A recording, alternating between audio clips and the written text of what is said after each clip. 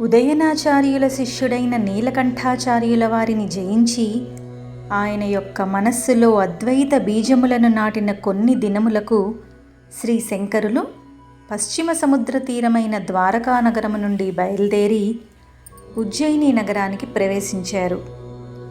శంకరులు తమ ప్రాంతమునకు వచ్చినారు అనే విషయము తెలిసిన వెంటనే ఉజ్జయిని నగర ప్రజలందరూ ఆచార్యస్వామిని దర్శించుటకు బారులు తీరి దర్శనం చేసుకుంటున్నారు. వచ్చిన వారిలో కొంతమంది వైష్ణవ పండితులు కూడా ఉన్నారు. వారందరూ ఆగమశాస్త్రమునందు పరిపూర్ణమైన పాండిత్యము కలవారు. వారి భుజములన్నీ శంఖ చక్రాంకితముల చేత కాయలు కాచి ఉన్నాయి.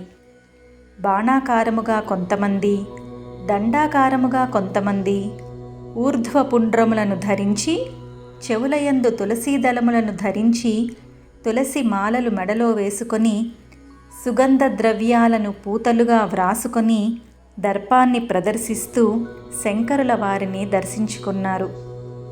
పాంచరాత్ర ఆగమ పండితులు అందరూ వాదించుటలో నేర్పరులు. జీవేశ్వర భేదము, జీవుల యొక్క పరస్పర భేదము, జీవులకు జడములకు గల భేదము, ఈశ్వర జడ భేదము, అజడములకు జడములకు గల భేదము అను 5 రకములైన భేదములను తెలుసుకొనిన వారికే మోక్షము ప్రాప్తించును అని, ఇతరులకు మోక్షము రాదని నమ్మకం కలవారు వీరు. వారికి వారి సంప్రదాయముల యందు, ఆచార వ్యవహారముల యందు నమ్మకము ఎక్కువ. ఇందులో భట్టభాస్కరుడు ఉద్దండ పండితుడు, వేదములకు వ్యాఖ్యానము చేసినవాడు. శంకరుడు చూడవలసిన వారిలో ప్రధానమైన వాడు కూడా ఈ భట్టభాస్కరుడే. శంకరాచార్యుల వారు ఉజ్జయిని నగర ప్రవేశం చేయుటకు కారణము భట్టభాస్కరుడే. అట్టి భాస్కరుడు తనంతట తానుగా శ్రీ శంకరులను చూడటానికి రాలేదు. శంకరులు ఆయన రాక కొరకై ఎదురు చూస్తున్నారు. ఆయన ఇక రాడు అనే విషయాన్ని శంకరులు గ్రహించారు. పద్మపాదుని పిలిచి తన యొక్క రాకను భట్టభాస్కరునికి తెలియచేయమని పంపించారు. గురువు యొక్క ఆజ్ఞను శిరసావహించి పద్మపాదుడు భట్టభాస్కరుని ఇంటికి వెళ్ళాడు. పండితోత్తమ, లోక కళ్యాణార్థమై ఆచార్య శంకరులు దేశ సంచారం చేస్తూ నేడు ఉజ్జయిని నగరానికి వచ్చియున్నారు. పండితులనందరినీ దర్శిస్తూ వాద ప్రతివాదములు చేస్తూ అద్వైత మత స్థాపన చేస్తున్నారు.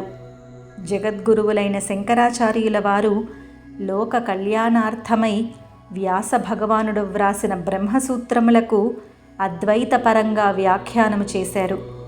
కొంతమంది బ్రహ్మసూత్రములకు విపరీతములైన వ్యాఖ్యానము చేసి ఉపనిషత్తుల మార్గమును విడిచి తప్పుద్రోవ పట్టించారు. లోక కళ్యాణార్థమై విశ్వశ్రేయస్సు కొరకై జీవేశ్వరుల అభేదమును బోధించి వేదాంత విజ్ఞాన బీజాలను నాటుతున్నారు.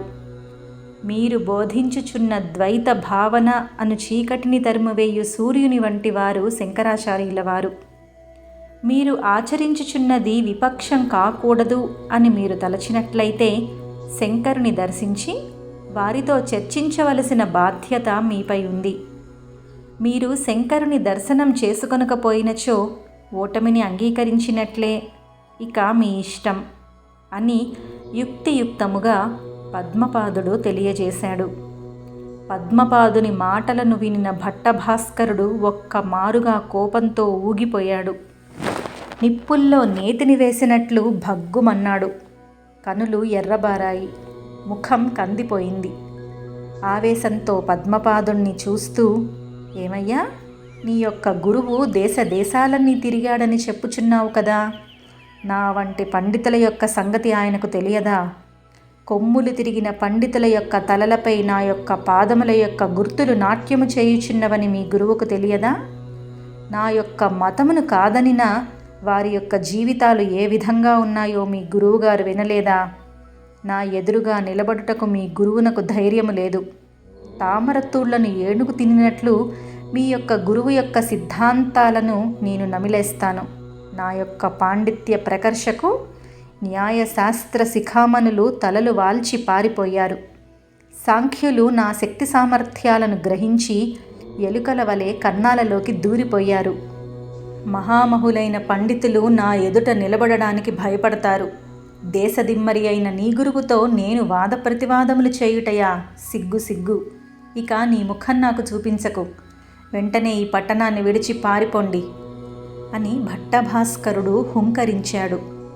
భట్టభాస్కరుని హుంకారాలు, చిందులు, ప్రేలాపనలు విని పద్మపాదుడు చిరునవ్వుతో అతనిని ఒక ఉన్మత్తునిగా, పిచ్చివానిగా భావించి, వెర్రివాడా, వివేకము లేకుండగా మాట్లాడుతున్నావు, సిగ్గు లేకుండగా జీవిస్తున్నావు. నీవు ఎంతటి పండితుడవైనా ఇతరులను దూషించుట న్యాయం కాదు. సమర్థుడైన వాడు ఇతరులను దూషించడు. నీకు ఎంతటి పాండిత్యమున్నను జగద్గురువుల ఎదుట నీవు అల్పుడవే. సూర్యుని ఎదుట ఎంతటి కాంతివంతమైన దీపమైనా వెలవెలపోతుంది కదా. శిల్పి యొక్క చేతిలోని ఉలి పర్వతాలను బద్దలు కొట్టగలదు, కానీ వజ్రాన్ని ఏమీ చేయలేదు. జగద్గురువులు వజ్రము వంటివారు. నీ ప్రగల్భాలు నా ఎదుట కాదు, సద్గురువుల ఎదుట చూపించు. సమర్థుడవైతే శంకరులతో మాట్లాడి నీ పాండిత్యాన్ని నిరూపించుకో అన్నాడు హేళనగా. ఇతర రాష్ట్రములకు సంబంధించిన వాడు తన గ్రామానికి వచ్చి తన ఎదుట నిలబడి వాదమునకు ఆహ్వానము చేయుచుండగా తిరస్కరించినచో భయపడినానని లోకులు భావించవచ్చు అని భట్టభాస్కరుడు ఆలోచించాడు. సరే, వస్తున్నాను. మీ గురువును సిద్ధంగా ఉండమని చెప్పు అని పద్మపాదుణ్ణి పంపించి వేసి భాస్కరుడు ఆలోచనలో ఉండిపోయాడు. పద్మపాదుని వెంట నడిచి వెళ్ళుటకు ఇష్టపడని భట్టభాస్కరుడు తన యొక్క శిష్యులను రప్పించుకున్నాడు. వారినందరినీ వెంటబెట్టుకొని శంకరులు నివసించిన ప్రదేశానికి అట్టహాసంతో బయలుదేరాడు. జగద్గురువులైన శంకరులకు మహాపండితుడైన భట్టభాస్కరునికి వాద ప్రతివాదములు జరుగుచున్నాయి అని విని గ్రామ ప్రజలందరూ అక్కడికి చేరుకున్నారు. పండితులందరూ విచ్చేశారు. అక్కడ ఉన్న వారందరూ భట్టభాస్కరునికి శిష్యుల వంటి వారే. గ్రామ ప్రజలందరి రాకతో ఆ ప్రదేశం పెద్ద సభామండపముగా మారిపోయింది. శంకరుడు ఒక్కడే, కొద్దిమంది శిష్యులున్నారు. సాక్షాత్ కైలాసనాథుడైన శంకరుని వంటి వాడని పేరు ప్రఖ్యాతలు ఉన్నాయి. ఇక రెండవవాడు భట్టభాస్కరుడు. వేదాంగములో చదివినవాడు, వాటికి భాష్యమును కూడా వ్రాసినవాడు. మదగజముల వంటి పండితులను కూడా అవలీలగా ఓడించగల ఉద్దండ పండితుడు. కర్మమతములందు గాఢమైన నమ్మకమున్నవాడు, అభిమానించువాడు, అద్వైత సిద్ధాంతమును ద్వేషించువాడు, వ్యాసమహర్షి యొక్క దృష్టిలో ఉన్నవాడు, జయింప శక్యము కానివాడు, అపజయము ఎరుగనివాడు అని పండితులు పరస్పరం చెప్పుకుంటున్నారు. శంకర భట్టభాస్కరుల వాద ప్రతివాదములు ప్రారంభమైనాయి. ఇద్దరూ ఉద్దండులే. అపజయమనున్నది ఇరువురికి తెలియదు. ఎత్తులు, యుక్తులు, పూర్వపక్షములు చేయుటలో ఇద్దరూ అసమాన్యులే. వారి వాద ప్రతివాదముల భావము తెలియక పండితులు కూడా బిక్క మొగం వేస్తున్నారు. నెమ్మదిగా కర్మ సిద్ధాంతం బలం తగ్గిపోయింది. అద్వైత సిద్ధాంతము పైచేయిగా నిలబడింది. భట్టభాస్కరుడు తన మతం బలహీనమగుతున్నది అని గ్రహించాడు. వెంటనే వేదాంత సిద్ధాంతమును ఖండించుట ప్రారంభించాడు.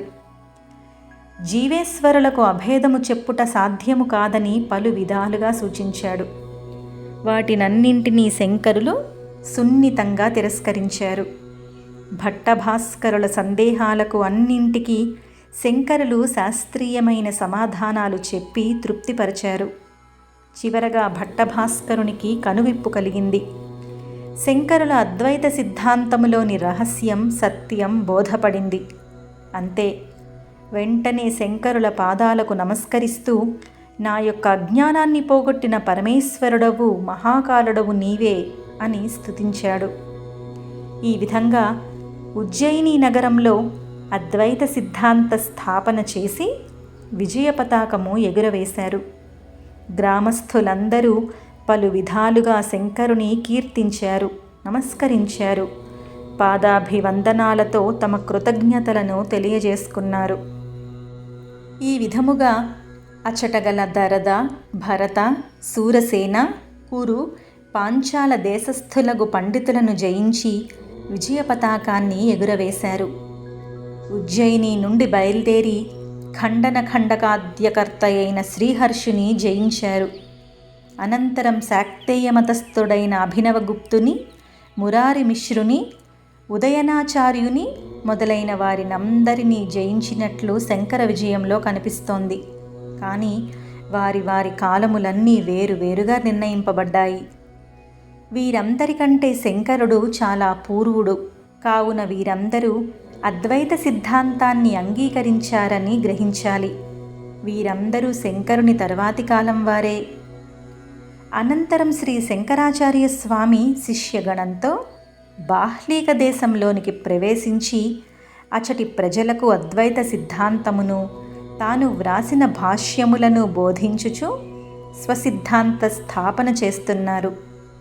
ఆ సమయంలో శ్రీవారి దగ్గరకు కొందరు జైనులు కూడా వచ్చి శంకరుని బోధనలు విన్నారు. జైన మతము అర్హత అను పేరుతో వ్యవహరించబడుతోంది. జైనులను అర్హులు అంటారు. జైనులందరూ శాంత స్వభావులు, శాంతి కాముకులు. జైనులలో గొప్పవాడైన ఒక అర్హుడు శంకరుని సమీపించి, స్వామి, మీరు చెప్పుచున్న విషయములన్నీ మేము శ్రద్ధగా వింటున్నాం. అదేవిధముగా మీరు కూడా మా మతము యొక్క గొప్పతనాన్ని వినండి. ఒక మారు వింటే మీ అంతట మీరే మా యొక్క మతంలోనికి వచ్చేస్తారు. మోక్షం రావాలంటే మా యొక్క అర్హత మతం ఒక్కటే నిజమైన మార్గం అన్నాడు. అర్హుని యొక్క మాటలను శంకరాచార్యుల వారు ప్రశాంతంగా విన్నారు. అర్హుని వైపు ప్రేమగా చూస్తూ, మీ యొక్క మతంలో సప్త పదార్థములు ఉన్నాయి కదా, వాటిని వివరించగలవా అన్నారు. సప్త పదార్థ విజ్ఞానము సంపూర్ణముగా సాధించినప్పుడు మాత్రమే మోక్షం లభిస్తుంది. ఇది మా యొక్క గాఢమైన విశ్వాసం. ఆ పదార్థముల యొక్క జ్ఞానమును సప్తభంగిచే తెలుసుకొనవలయును అని సప్త పదార్థముల యొక్క తత్వమును, సప్తభంగుల యొక్క వివరణ సమగ్రంగా తెలియజేశాడు. శంకరులు సంతోషించి, జీవాస్తికాయం అనగా ఏమి అని మరల ప్రశ్నించాడు. జీవుడు దేహతుల్య మానములతో కూడి 8 రకములైన కర్మలచే బద్ధుడు అగుచున్నాడు అన్నాడు జైన మతస్థుడు. అనగా జీవుడు తాను ధరించిన దేహం యొక్క కొలతను అనుసరించి అష్టవిధ కర్మలను అనుభవిస్తున్నాడు అని భావం. అతని అమాయకత్వమును చూసి శంకరులు చిన్న చిరునవ్వు నవ్వారు. అతనిలోని అజ్ఞానాన్ని శాస్త్రీయంగా తొలగించాలి అనుకున్నారు. నాయనా, జీవుడు ఏ శరీరమును ధరిస్తే అంతటి పరిమాణము కలవానిగా ఉంటాడు అని చెప్పావు కదా, ఇందులో అనేక రకములైన దోషాలున్నాయి. శరీర పరిమాణకుడైన జీవుడు మహత్తు కాలేడు, అణువు కూడా కాలేడు. ఘటాదులు కూడా మహత్పరిణామము కలవి, అనుపరిణామం కలవి కావు.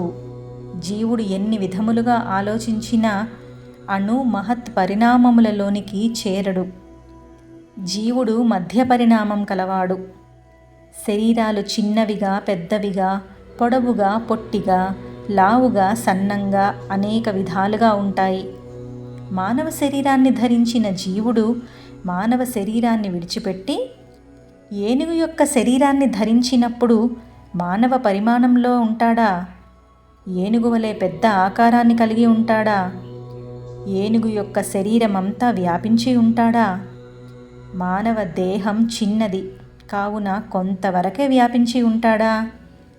అప్పుడు ఏనుగు యొక్క శరీరం కొంతవరకు సజీవంగాను, మరికొంత భాగం నిర్జీవంగాను ఉండాలి కదా.